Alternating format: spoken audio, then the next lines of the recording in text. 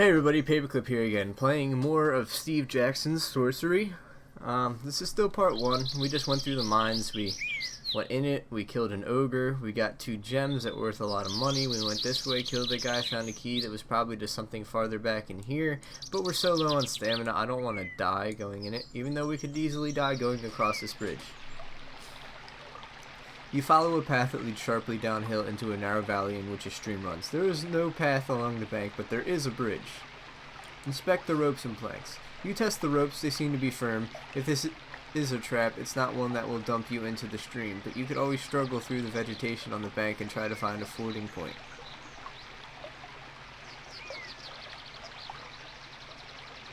Bridges seem like prime spots for people to actually take advantage of you, so let's continue along the bank. Indeed, that seems the intelligent thing to do. The bridge seems too good to be true. Who would go through the trouble of building it out here if not as a trap for unwitting travelers? You fight your way forward along the bank, cutting through thick vegetation and that flourishes here beside the water. You are cut by thorns and twist your ankle on a root, but you do make progress and eventually you find a line of rocks that might be able to act as stepping stones. Cross the stones. You test the first stone, it seems firm. Halfway over, you notice something glittering in the water by your feet. Pick it up! Balancing carefully, you reach down and lift it up. It is a locket containing a small portrait of a woman. Someone must have dropped it in the river and it has floated down this far and become caught in the stones. Let's keep it. You slip it into your bag and finish making your way across the river to the other side. The bank is clearer here, so it takes only a minute to reach the other side of the bridge once more, and and you continue walking. You now have a long walk ahead of you along the ridge and through light covering of trees. Okay. That's quite a far walk. The path climbs again up a low hill, covering over with thick bushes and shrubs that snag at your clothing. Halfway up you hear a sound. Twigs breaking. Freeze. You freeze as a large creature the size of a bear emerges directly in front of you. It has black and white fur and a long, bushy tail that trails out behind. It grows menacingly. Try to edge around it. Perhaps if you are careful, you can slip around it. To the right and to the left. Well, the right's been working for us so far. You slip towards the bushes, but clearly something about you or what you carry attracts the beast's attention as it sniffs the air and then moves towards you, sharp teeth on display. You will not be able to avoid a confrontation. The creature is a skunk bear, and when it raises its tail, it releases a nauseating odor. The smell that hangs around is terrible. Let's cast a spell. Can we do like one of those goblin things, maybe?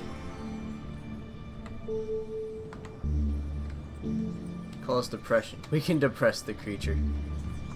6. Clone the caster. Let's do that. You cast a spell and in a flash 5 replicas of yourself appear in front of the creature. The confused beast lurches forward to attack one of them and you use the opportunity to escape, leaving your magic clones to fight your battle for you. The path leads down through another valley and back up another hill. 2 hours pass. Sweet.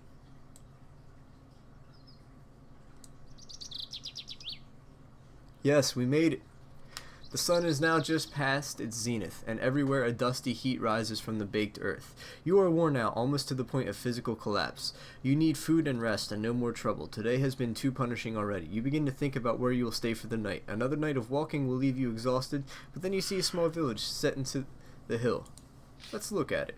Smoke rises from the stacks. The houses are well set with stone at their bases and thatched roofs of grasses and thick leaves. There is, unusually, more than just one street running through the center of town, but it is as though this place, once rich, has had its heart scooped away. Litter surrounds the buildings, and on the edge of the village are rows and rows of empty, abandoned houses. You continue your slow trudge along the path. Avoid the village, enter the village. Well, I really need to rest, so we're going to enter the village. You walk into the village. Young hill dwellers pass you and stare at your strange clothes. You nod back respectfully. Look at the people. Their own attire is rough by comparison to your gear. They wear their hair long, but piled up on their heads. These people are ghastly poor. The village is like a ghost town, here on the knife edge of the Bachlands. Rest at inn, talk in an alehouse. I really need to rest. You stop a passerby and ask for an inn. They lead you there directly. The woman who runs this place stands in the doorway with her arms folded. "Are you from the king?" "Are you from the king?" she demands. "No, I'm a mere traveler. I'm on a mission for the king." "Let's lie." "No, I'm a mere traveler." The woman narrows her eyes at you. "This is a guest house. The best in Kristatani. Only guests stay, and any guest of mine knows it cost me 3 gold pieces to host a man overnight, and 2 to feed him. But it's all between friends."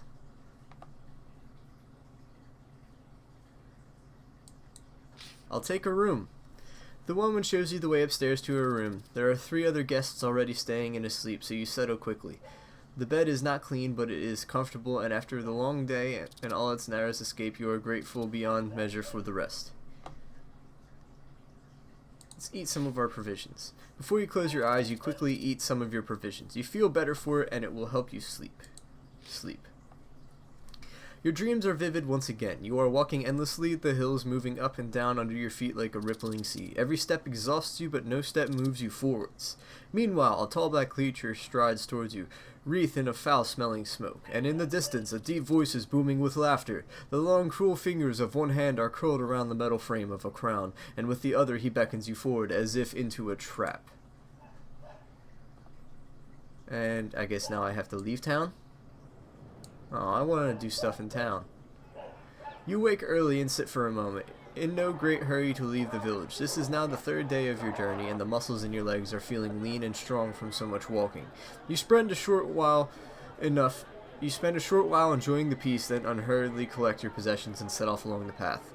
Kristatani is surrounded by several miles of fields. It sits in a well-protected ring of hills and is close enough to the river to be reasonably prosperous. As you follow the path between lines of sun-baked crops, you come to a fork in the road. The right-hand way leads past a set of outbuildings, while the left heads directly off into deep woodland.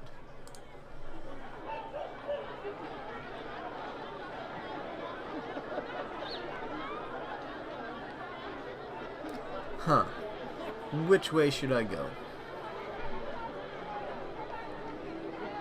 To the ruined town of Laiki, or towards Thumpus and the Mediki forest? We've been going right this whole time, so let's keep going right. You glimpse a few people at work by the buildings. There will be precious little company on your journey, so you should take it while you can. Approaching a low wall, you see a blind beggar, sheltering in the shade with his hand held outstretched. He hears your approach and clinkers his fingers. "Alms, would you? For love of Sindala, alms!" Look at him. The man is a sorry sight. He is skinny and sparsely clothed, and his eyes are painted with a dark dye to indicate his blindness for all to see. "Please, sir, I wouldn't ask if I didn't need to. Used to be a gaoler, see? Now I don't. See, please." "What happened to you?" "Red eyes," he answers, and won't say any more. "I'm sorry for your loss." "Can't eat pity," the man shrugs. Give him a coin. You place a coin in his outstretched hand. Your purse is now empty. "You are kind, traveler," the beggar says. He feels over the surface of the coin, then bites down on it. "Why me? This is a gold piece. You are too generous to a poor sightless beggar. You'll get me killed if anyone knows that I have it." The beggar beams up at you. "Look after yourself," you say, preparing to walk away. "Wait," he calls. "One moment, please." He begins to scramble around, feeling over his body as if looking for holes. Eventually he cries, "Aha!" and pulls out a copper key which he holds out to you. "What is that?" you ask cautiously. "Years ago I lived in Kare," he explains. "Kare was my home, and in the city port I watched over prisoners in the Gao. Beware the red eyes in Kare, or my fate will befall you, and you'll be here with me, begging for your living." "What are the red eyes?" "Pray you never find out. It is simple," is his simple reply. "Listen to me. Kare is wary of strangers, but this key will help you if you be captured by red eyes. Trust old me." As the man talks, you step quickly out of the road as an ox cart whips past you, raising dust. It does not stop. "Take the key." You take the key and put it safely into your pack. Thank you, you say, and move on. You follow the path away from the village for half the morning. The walk is easy. It feels as natural as breathing to have the road move beneath your feet. Hard to believe you trained for this journey so long now that you are on it. You climb a little, tracing the side of a group of trees until you meet a fork in the road. You could continue straight on, or upwards, or turn west a while. Two options. Turn for the trees, continue straight on. Well, if we go through the trees and try and go that way, we can get there faster, but there might be something up here, and I'm kind of dedicated to this whole going right thing, so we're going to keep going right. For better or for worse, we are right travelers. You continue along the path, climbing. Your legs feel strong and lean. By the end of this journey, you will be built like a mountain goat. The afternoon progresses long and easy. This place you are walking through seems thick with desolation, as if it was long ago abandoned. And then, as if to confirm your thought, you come across two enormous stone pillars, listing slightly either side of the road. They form a gate, but the gate is 3 times the height of a man. Look them over. Peering closely, you make out the faded remains of carved characters. In the old script, L and K, the remnant of a spell of fortune, perhaps, or of binding for those now fallen stones? So it's either good fortune or binding, and I'm thinking it's probably going to be binding, but it's going to be more exciting to go through it, so let's go through it. There is nothing for it but to go forwards. Through the gate. This is going to be bad, isn't it? You step into the shadow of the enormous gate. The ruins of walls line the path either side, but these are walls built from blocks the size of ox carts. Centuries ago, this must have been a palace of a king 12 feet tall. Now it has been leveled, and the stones stolen for the field walls and foundations of the villages all around. Investigate the ruins, or continue... Investigate the ruins, why not? You take a moment to clamber out over the ruins and off the path until you are surrounded by waist-high grasses. The ground rises and falls sharply around the outlines of the houses and buildings. You trace the line of a street wide enough to run 3 carts abreast. That leads quickly downhill towards a forest. Once this place was rich and plentiful. What happened here to remove every last trace of these colossal people? Look inside of a house. You stop by the edge of a house. The side wall only stands as high as your knees. Grass nods above it. Looking inside, you can make out the edges of the fireplace, the back wall, and an adjoining area, perhaps a grain store or a bedroom. Search in the grass. You take a few moments to search through the long grasses and find nothing, until your hand closes on a clay pot near one wall. It is shape of a wine jug, but all about 3 times the usual size. Around the neck is a red stain. Wine? Or maybe blood. It is impossible to tell. I think it would be pretty possible to tell. The base of the pot has been smashed away, perhaps by age, perhaps by someone unhappy with the contents. You leave the pot behind. Follow the street. You follow the line of the street down the slope of the hill. The further you go from the path, the more overgrown the ruins become, until you can barely make out their outlines at all. After a while, you are not following the street at all, but simply holding to the same line. You approach the edge of a thick woodland. Turn back and climb, or enter the tree line.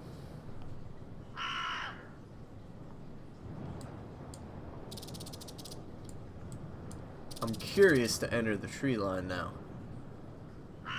Maybe I should just turn back. We'll enter the tree line this time.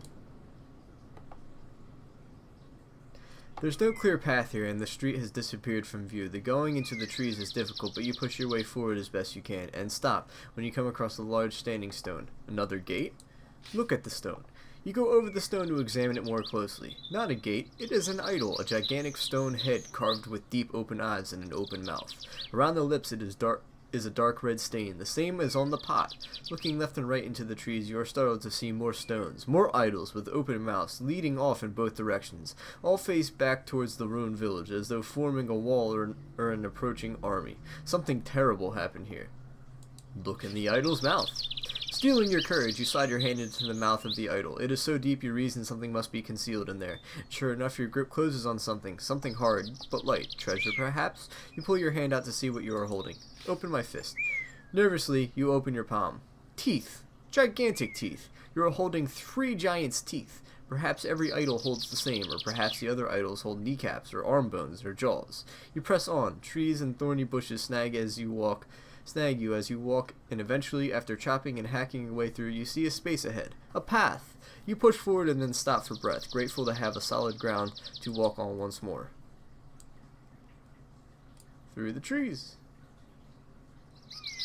You walk for several hours, following the twists and turns of the path through the trees. Then suddenly you stop. You have heard a noise up ahead. Something is moving around between the rocks at the edge of the path. Wait and look. You hang back, watching the trees. There is definitely something moving around, something large and long, with a tail that looks between the trees. But now that you've seen it, you're at a definite advantage. Cast a spell.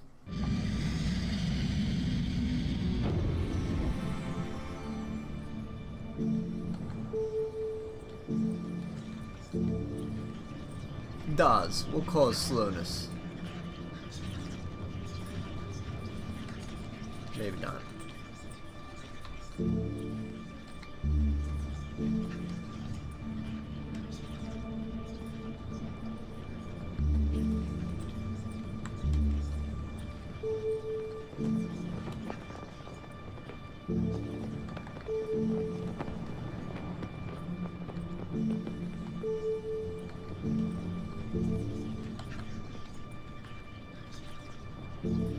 Yeah, why not? Call slowness. You draw out the spell and the beast slows down, looking suddenly very sleepy and slow. At this speed, you do not even need to fight it. You walk quickly away. I wanted to fight it, though. Aww. The path winds a few more times around gigantic trees thousands of years old, and then emerges onto a sudden plain as if the forest had been scooped away by a gigantic hand. A river trickles thinly between short grasses, and by its banks stands a tiny village. Avoid the village, enter the village. It's worked for us so far. Let's keep entering villages. Today has been mercifully short and uneventful. You have made excellent progress with a decent meal and a night's sleep. Your next day will start auspiciously. So it is a shame and a worry that you have so little money. You head down into the village hoping to find charity. You follow the path down into the village, passing a sign which declares it to be Dumpus. The streets are thin and narrow, and the buildings have been set close together as if trying to withstand a storm. There is a terrible smell hanging in the air. All in all, it seems like an unpleasant place. Talk to the villagers, explore the town, find an inn. Talk to the villagers. You pass along a main path through the village and pause outside a hut in which several of the hill dwellers are sitting and eating. They seem deep in discussion about something. Several are shaking their fists in the air. Lifting back the canvas flap, you step inside. The hill dwellers stop talking immediately and look up at you. One gets to his feet and gestures you forward. Bow my head. You nod your head once to the man, who returns the gesture. Then one of the others calls something in their native tongue and points at your side to where your sword hangs out below the hem of your cloak. In broken common tongue, the first man croaks, "No weapons," and he indicates a table by the door where you can leave the blade. Look over the table. There are plenty of other weapons there, so the men appear honest enough. Remove my sword. We'll try it. You unfasten your sword belt and leave your weapon on the table. The hill dwellers nod to show their appreciation and then beckon you to sit with them. Then they continue their conversation just as animately as before, speaking in a local tongue that you cannot follow. But as they talk, they pour you a drink and provide you with food. They seem quite welcoming. Listen to their talk. As you eat, you listen, catching a few words here and there. Goblins, arms, Kristatani. They seem to be very concerned. Tell them you've been there. Ask about the goblins. What are the goblins doing? Are they being armed by villagers? The men shake their heads. So do you piece together the story. The group seem quite sure that a horde of goblins are planning an attack on Kristatani, which is apparently one of the wealthier spots in the hills. They're discussing whether or not it would be worth helping the village defend itself, which might mean they are offered some kind of reward.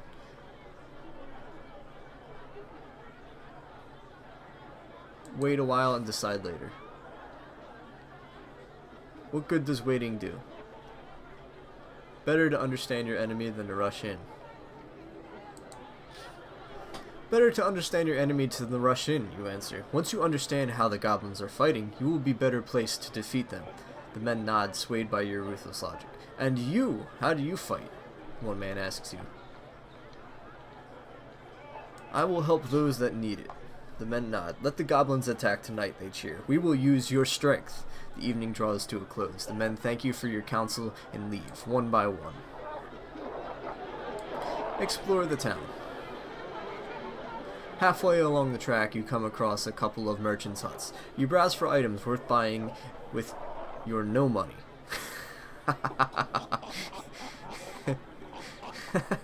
With your no money. I just like that, I don't know. Your attention is taken by a finely woven skullcap, a finely crafted sword, and a small bag of provisions. Examine the skullcap. You pick up the skullcap and turn it over. Stolen from a priest of Dadule, the merchant declares with pride. A fine piece of work. 4 gold pieces.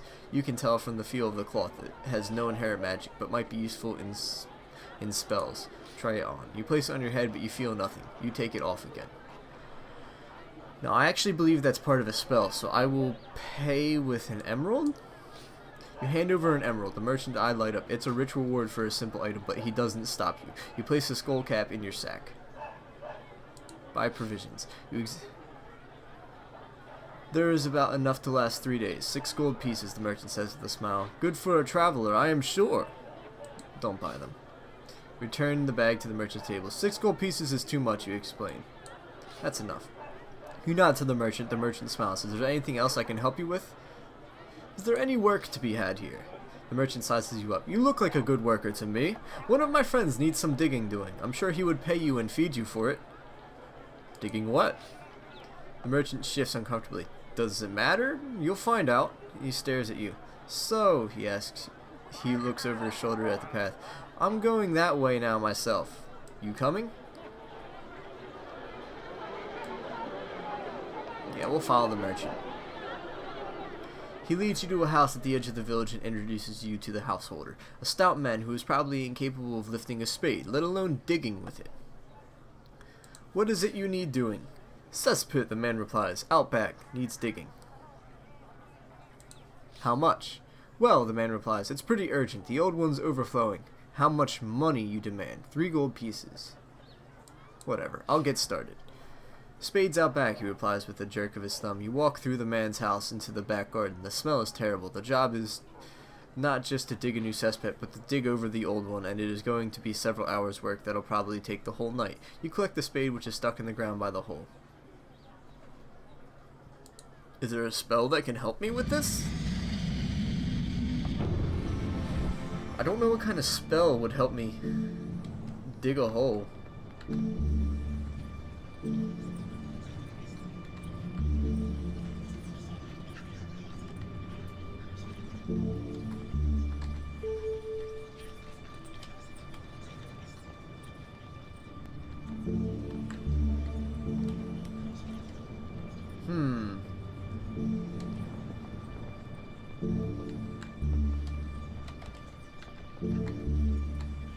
I mean, I could cause big to grow in size. You cast a spell and wait for it to take effect. Then you feel the spade turn from a heavy tool to a mere toothpick in your hand. As you swell to 3 times your usual size, you had the digging work done in barely any time. Perfect. Collect my pay. You go back into the house and collect your money. 3 gold pieces. The grateful householder also provides you with some food, as well as space on the floor to rest for the remainder of the night. You settle down happily and are quickly to sleep. You dream strange dreams as you sleep. It seems as though you wander through doors and hallways built 10, 20 times your height. You are an insect, and the hills over which you walk are the follicles of hair on the shaved chin of a giant. Storms of hot, fetid breath seem to sweep across you, threatening to blow you down into hell. Overhead, you fancy you hear the flap of giant wings. The birdmen came for the crown. Perhaps before this journey is finished, they will come for you. Dun dun dun. We'll walk back through town, up and over this way. You rise early, dismiss the attentions of the householder, and head out onto the street. Within a few minutes of walking, you are out of Dumpus and back on the road. After another hour or so, the way branches, with one path heading up into the hills and the other turning downhill and along one side of a barren stony ridge. Is that a village you can make out on top of the hill? It seems a lonely place for it. We'll keep going right. Go uphill. The gentle upward slope becomes a steep climb, and you are forced to rest several times. So far you have been walking through the foothills, now the journey will become more serious. When finally you reach the summit and can look out over the low plateau you have crested, you see the path runs through a small settlement of cruelly fashioned huts. These people look so sickly. I feel so bad. There are villagers out in the street, talking and working. It seems a happy, bustling place. Watch for a little while longer. You stay at your vantage point and watch a while longer to see if things change. After a while, you begin to notice something strange about the way the people in the village are moving. First, you notice one is limping, then another.